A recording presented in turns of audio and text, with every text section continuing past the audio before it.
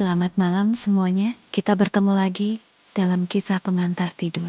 Hari ini kita akan menceritakan kisah dari negeri Tiongkok tentang Nian, monster tahun baru. Seperti sebuah dongeng pengantar tidur yang mendebarkan dan penuh warna. Dengarkan baik-baik, di sebuah zaman yang sangat jauh, di sebuah negeri yang penuh dengan sawah hijau dan gunung-gunung tinggi, ada sebuah kisah tentang keberanian dan sebuah monster yang sangat aneh. Dahulu kala, di pedalaman Tiongkok, hiduplah penduduk desa yang rajin dan damai. Setiap tahun, tepat sebelum musim dingin berakhir dan musim semi tiba, mereka akan dilanda ketakutan yang mencekam. Mengapa? Karena pada saat itulah, dari dasar laut yang gelap dan dalam, muncullah sesosok monster yang menakutkan bernama Nian. Nian adalah makhluk yang sangat besar dan buas. Ia memiliki kepala seperti singa, tubuh seperti banteng, dan gigi yang tajam, serta cakar yang mengerikan. Setiap kali Nian muncul, ia akan mengaum keras, menghancurkan rumah-rumah, dan meneror penduduk desa. Ia bahkan menculik anak-anak dan hewan ternak. Penduduk desa sangat ketakutan. Setiap kali Nian datang, mereka akan meninggalkan rumah mereka dan bersembunyi di pegunungan yang dingin, berharap selamat. Tahun demi tahun berlalu, dan rasa takut akan Nian terus menghantui mereka. Namun, suatu tahun sebelum Nian datang lagi, seorang lelaki tua misterius muncul di desa. Rambutnya putih seperti salju, dan matanya bersinar bijaksana. Ketika penduduk desa bersiap untuk melarikan diri ke gunung, lelaki tua itu berkata, "Jangan takut, aku akan tinggal dan mengusir Nian." Penduduk desa tidak percaya. Bagaimana mungkin seorang lelaki tua sendirian bisa menghadapi monster sekuat Nian? Mereka mencoba membujuknya untuk pergi, tetapi lelaki tua itu hanya tersenyum dan meminta izin untuk tinggal di salah satu rumah. Malam itu, Nian datang. Ia mengaum dengan marah, menghancurkan pintu-pintu, dan mencari mangsa. Namun, saat ia mendekati rumah tempat lelaki tua itu tinggal, Nian tiba-tiba berhenti. Matanya yang merah melotot karena terkejut. Apa yang Nian lihat? Pintu rumah itu dihiasi dengan kertas merah cerah. Di dalamnya, lelaki tua itu duduk dengan tenang, mengenakan pakaian merah, dan menyalakan lilin yang terang. Dan yang paling mengejutkan Nian, lelaki tua itu tiba-tiba mulai membakar bambu, menciptakan suara letupan yang keras dan berisik. Nian, yang selama ini selalu berhasil menakuti semua orang, tiba-tiba merasa sangat takut. Ia paling tidak suka warna merah yang terang, suara keras yang memekakan telinga, dan cahaya yang menyilaukan. Monster yang buas itu, yang tadinya gagah, kini gemetar ketakutan. Ia berbalik dan melarikan diri, kembali ke dasar laut yang gelap, dan tidak pernah lagi kembali untuk meneror desa itu.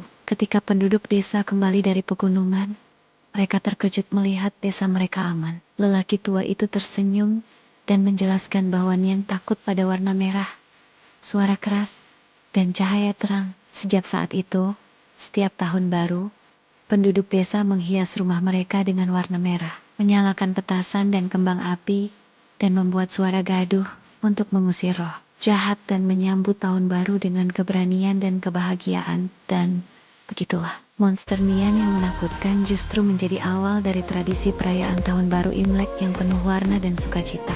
Kita belajar bahwa bahkan hal-hal yang paling menakutkan pun bisa diatasi dengan sedikit keberanian dan banyak kecerdikan. Sekarang, pejamkan matamu, bayangkan petasan yang meledak di langit, dan biarkan impianmu penuh dengan warna merah keberanian. Cerita kedua hari ini adalah kisah cinta abadi dari langit malam, Niulang dan Jin, atau yang kita kenal sebagai gembala sapi dan gadis penenun.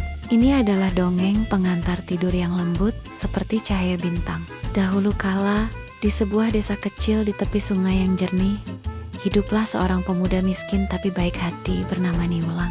Ia adalah seorang gembala sapi yang rajin, merawat seekor kerbau tua yang setia. Suatu hari, saat Niulang tertidur di tepi sungai, kerbau ajaibnya berbicara. "Pergilah ke pohon persik ajaib di sana. Kau akan bertemu dengan keajaiban." Dengan penasaran, Niulang mengikuti nasihat kerbau itu.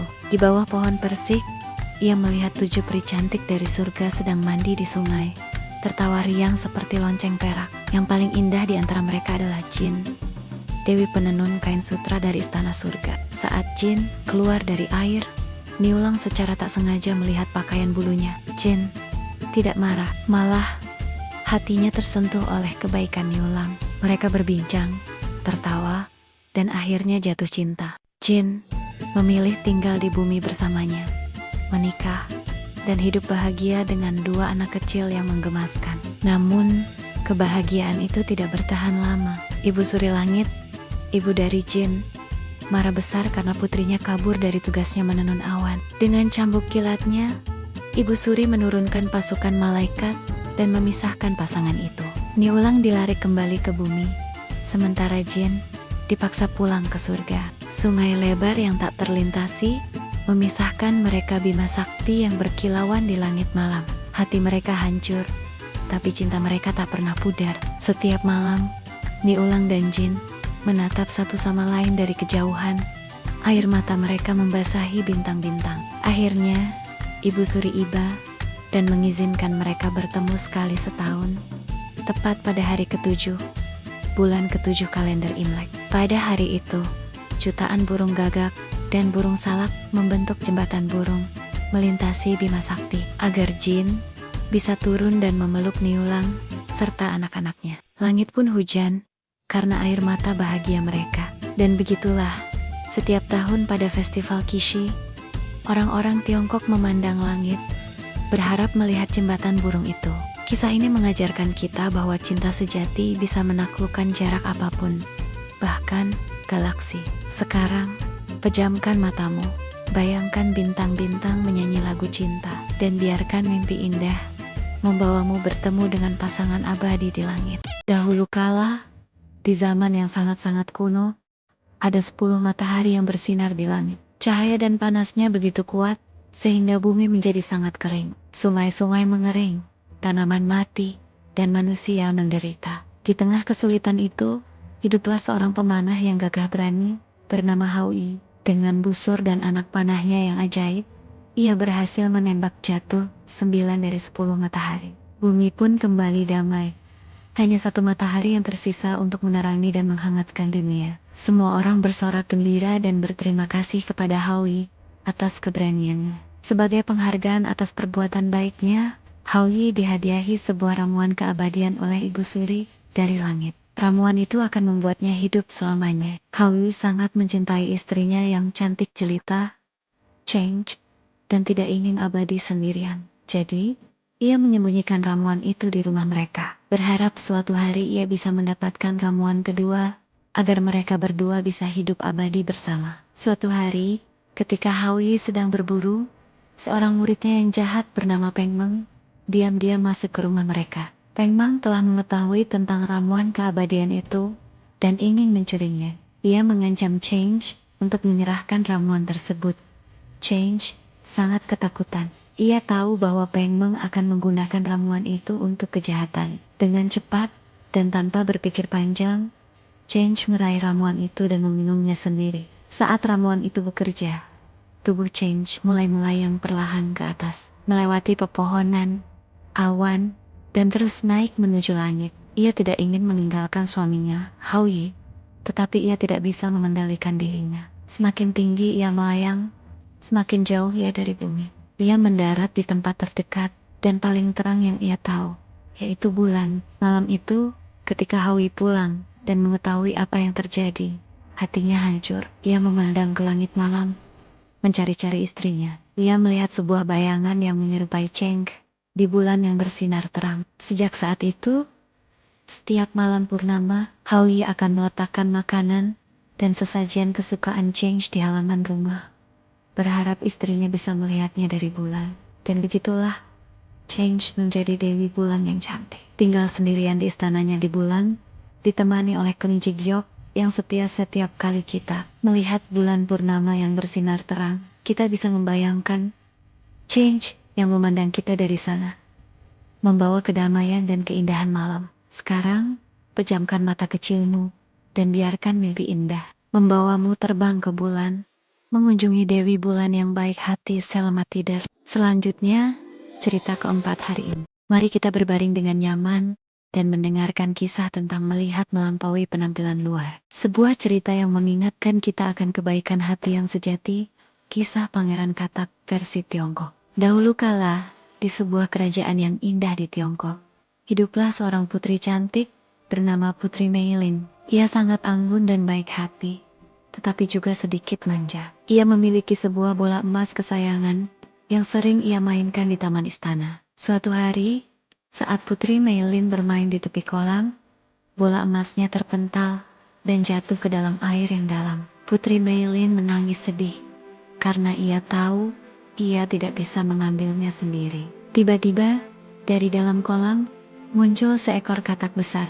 Katak itu menatap sang putri dengan mata besarnya dan berkata dengan suara serak, "Putri yang cantik, mengapa engkau menangis?" Putri Meilin terkejut, tetapi ia menceritakan tentang bola emasnya. Katak itu kemudian berkata, "Aku bisa mengambilkan bolamu, tetapi apa yang akan kau berikan padaku sebagai balasannya?" Putri Meilin yang putus asa menjawab, "Apa saja, aku akan memberimu perhiasanku, mahkotaku, atau bahkan jubah sutra terbaikku." Katak itu tersenyum dan berkata, "Aku tidak menginginkan semua itu. Aku hanya ingin kau berjanji untuk menjadikanku temanmu, membiarkanku makan dari piringmu, minum dari cangkirmu, dan tidur di bantalmu." Putri Meilin berpikir, hanya kata, "Aku akan berjanji apa saja agar bolaku kembali. Lalu aku akan melupakannya."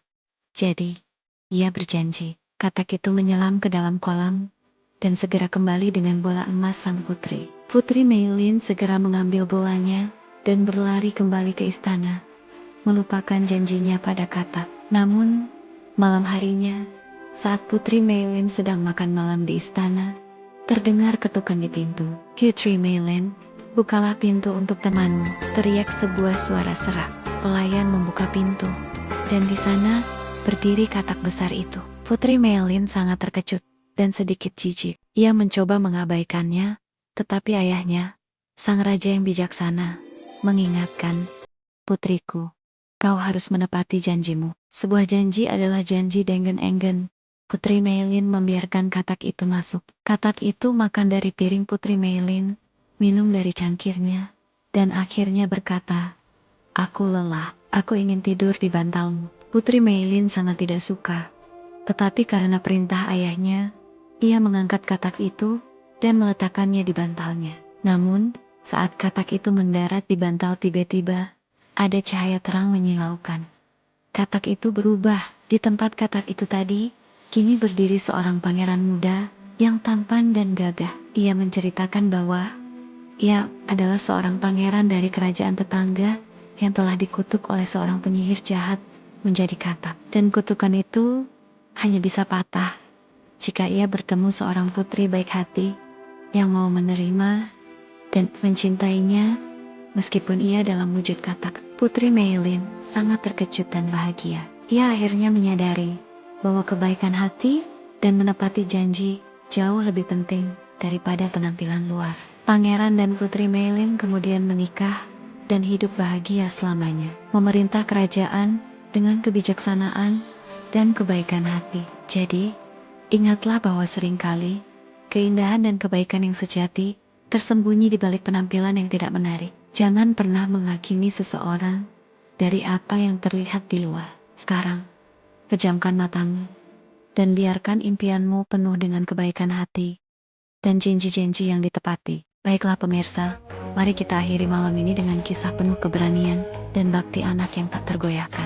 Kisah Hua Mulan, pejuang wanita legendaris dari Tiongkok kuno. Ini adalah cerita penutup yang sempurna untuk pengantar tidurmu malam ini. Dahulu kala, di sebuah desa kecil di Tiongkok yang dikelilingi pegunungan hijau, hiduplah seorang gadis pemberani bernama Hua Mulan. Ayahnya sudah tua dan lemah, hanya memiliki satu putra yang masih terlalu kecil untuk bertempur. Ketika kaisar mengumumkan perang melawan suku penyerbu dari utara, setiap keluarga harus mengirim satu pria ke medan perang. Ayah Mulan dipanggil, tapi hatinya hancur karena ia tahu ia takkan bertahan. Mulan mendengar itu dan hatinya bergetar. "Aku tak akan biarkan ayah pergi," gumamnya. Malam itu, saat semua tertidur, Mulan memotong rambut panjangnya, mengenakan baju zirah ayahnya, dan menyamar sebagai pria dengan nama Wahu.